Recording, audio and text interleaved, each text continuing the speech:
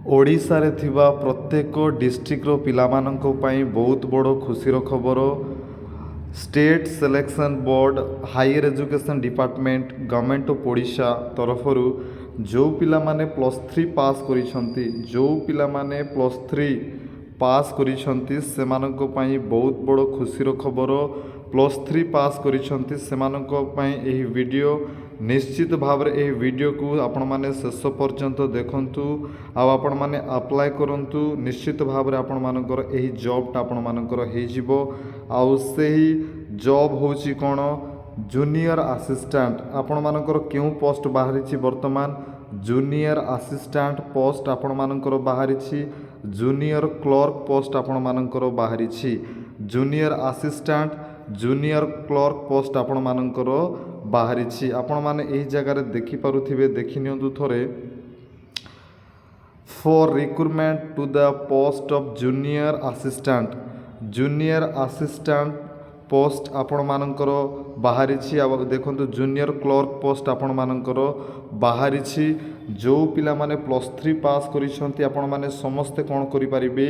Apply କରିପାରିବେ। ଯେଉଁମାନଙ୍କ +3 pass କରିଛନ୍ତି ଆଉ ଆପଣମାନଙ୍କର ଯଦି ଗୋଟେ କମ୍ପ୍ୟୁଟର ସାର୍ଟିଫିକେଟ୍ ଅଛି, PGDCA ହେଉ, ଯେକୌଣସି କମ୍ପ୍ୟୁଟର ସାର୍ଟିଫିକେଟ୍ ଅଛି ଆପଣମାନେ ଆପ୍ଲାଏ କରିପାରିବେ। ଆପଣମାନେ ଏହି ଜାଗାରେ ଦେଖିନିଅନ୍ତୁ opening date and time of online application, ମାନେ ଆପଣମାନଙ୍କର ଅନଲାଇନ୍ 11 ତାରିଖ 3 ମାସ 2024, ମାନେ ମାର୍ଚ୍ଚ 11 ତାରିଖ ଠାରୁ ଆପଣମାନଙ୍କର ଅନଲାଇନ୍ ଆପ୍ଲାଏ ଚାଲିଛି।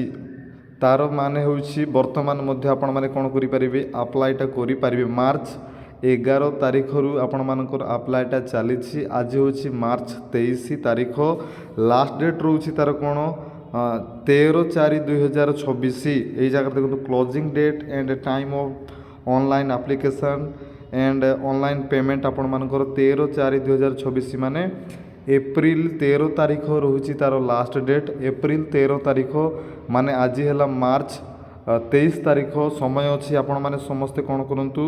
ଆପ୍ଲାଏଟା କରିଦିଅନ୍ତୁ। ମୋଡ୍ ଅଫ୍ ଆପ୍ଲିକେସନ୍ www.ssbodisha.ac.in ଆପଣମାନେ କ'ଣ କରିପାରିବେ?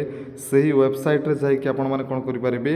ଆପ୍ଲାଏଟା ଆପଣମାନେ କରିପାରିବେ। ଦେଖନ୍ତୁ ବହୁତ ସାରା କଲେଜରେ ଆପଣମାନଙ୍କର ଭ୍ୟାକେନ୍ସି ଅଛି।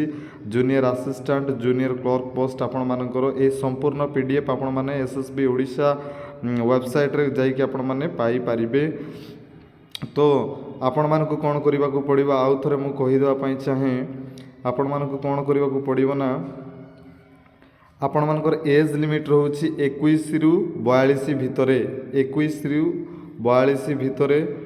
ଆଉ ଏହି ଜାଗାରେ ଆପଣମାନେ ଦେଖିନିଅନ୍ତୁ ଟିକେ ମେଥଡ଼ ଅଫ୍ ସିଲେକ୍ସନ୍। ଆପଣମାନଙ୍କର ସିଲେକ୍ସନ୍ କେମିତି ହେବ ନା, ଆପଣମାନଙ୍କର ମେଥଡ଼ ଅଫ୍ ସିଲେକ୍ସନ୍ ଦେଖିନିଅନ୍ତୁ। ରିଟନ୍ ଟେଷ୍ଟ ହେବ 200 ମାର୍କର। ତାପରେ ଆପଣମାନଙ୍କର କମ୍ପ୍ୟୁଟର ସ୍କିଲ୍ ଟେଷ୍ଟ ମଧ୍ୟ ଆପଣମାନଙ୍କର ହେବ 50 ମାର୍କର, ମାନେ ଟୋଟାଲ୍ 250 ମାର୍କର ଆପଣମାନଙ୍କର ହେବ। ରିଟନ୍ ଟେଷ୍ଟ 200 ମାର୍କର, ତାପରେ କମ୍ପ୍ୟୁଟର ସ୍କିଲ୍ ଟେଷ୍ଟ ଆପଣମାନଙ୍କର 50 ମାର୍କର ହେବ। ଆଉ ଏଇଟା ହେଉଛି ଆପଣମାନଙ୍କର ସିଲାବସ୍। ଆପଣମାନେ ଦେଖିନିଅନ୍ତୁ ଟୋଟାଲ୍ 200 ମାର୍କର। General English up to graduation level ରହିବ 60 ମାର୍କ। ତାପରେ general knowledge and current affairs ରହିବ 40 mark. General mathematics up to HSC standard 40 mark. Reasoning and mental ability ରହିବ 60 ମାର୍କ। 200 ଟୋଟାଲ୍ 200 ମାର୍କର ଆପଣମାନଙ୍କର ଏକ୍ଜାମ୍ଟା ହେବ। ତାପରେ ଆପଣମାନଙ୍କର କମ୍ପ୍ୟୁଟର ସ୍କିଲ୍ ଟେଷ୍ଟ ମଧ୍ୟ ଆପଣମାନଙ୍କର ନିଆଯିବ। ତ ସେଥିପାଇଁ ଆପଣମାନେ ସମସ୍ତେ କ'ଣ କରନ୍ତୁ? କେଉଁ ବେସିସ୍ରେ ଆପଣମାନଙ୍କର କମ୍ପ୍ୟୁଟର ସ୍କିଲ୍ ଟେଷ୍ଟ ହେବ ଆପଣମାନେ ଦେଖିନିଅନ୍ତୁ। Windows operating system, MS Word, MS PowerPoint, MS Excel, ଏହିସବୁ ବିଷୟରେ ଆପଣମାନଙ୍କର MS ଏକ୍ସେସ୍, ଏହିସବୁ ବିଷୟରେ ଆପଣମାନଙ୍କର ସ୍କିଲ୍ ଟେଷ୍ଟ ଆପଣମାନଙ୍କର ନିଆଯିବ। ସେଥିପାଇଁ ଯେଉଁମାନେ ଆଉ ST SC ସେମାନଙ୍କ ପାଇଁ କେତେ ରହିବ? ଫିଜ୍ ରହିବ। ସେମାନଙ୍କ ପାଇଁ ମଧ୍ୟ ଫ୍ରି ରହିବ। ଆଉ ଯେଉଁମାନେ ଜେନେରାଲ୍ ସେମାନଙ୍କ ପାଇଁ ଆପଣମାନଙ୍କର କେତେ ରହୁଛି? 500 ଟଙ୍କା ରହୁଛି। 500 ଟଙ୍କା ଆପଣମାନଙ୍କର ରହିବ। ଆଉ ଯେଉଁମାନେ SC BC କ୍ୟାଟେଗୋରୀର ସେମାନଙ୍କର ରହିବ କେତେ? ଆଉ 200 ଟଙ୍କା ରହିବ। ବୁଝିଲା ନା ନାହିଁ?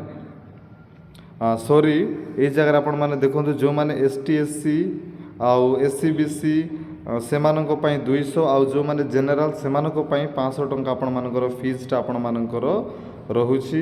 ତ ନିହାତି ଭାବରେ ଆପଣମାନେ ସମସ୍ତେ କ'ଣ କରିଦିଅନ୍ତୁ, ଆପ୍ଲାଏଟା କରିଦିଅନ୍ତୁ ନିଜ ନିଜ ଗ୍ରାମରେ କିମ୍ବା ଟାଉନ୍ ପାଖରେ ଥିବା ସହଜ ଜନସେବା କେନ୍ଦ୍ରକୁ ଯାଇକି ଆପଣମାନେ କ'ଣ କରିଦିଅନ୍ତୁ, ଆପ୍ଲାଏଟା କରିଦିଅନ୍ତୁ। ଆଉ ସୁବର୍ଣ୍ଣ ସୁଯୋଗ ହାତ ଛଡ଼ା କରନ୍ତୁ ନାହିଁ। ଯେଉଁମାନେ +3 ପାସ୍ କରିଛନ୍ତି ଆଉ କମ୍ପ୍ୟୁଟର ସାର୍ଟିଫିକେଟ୍ ଅଛି ଆପଣମାନେ ସମସ୍ତେ ଯାଇ କ'ଣ କରନ୍ତୁ, ଜୁନିୟର କ୍ଲର୍କ କିମ୍ବା ଜୁନିୟର ଆମର ଆସିଷ୍ଟାଣ୍ଟ ପୋଷ୍ଟ ପାଇଁ ଆପଣମାନେ କ'ଣ କରନ୍ତୁ, ଆପ୍ଲାଏ କରିଦିଅନ୍ତୁ।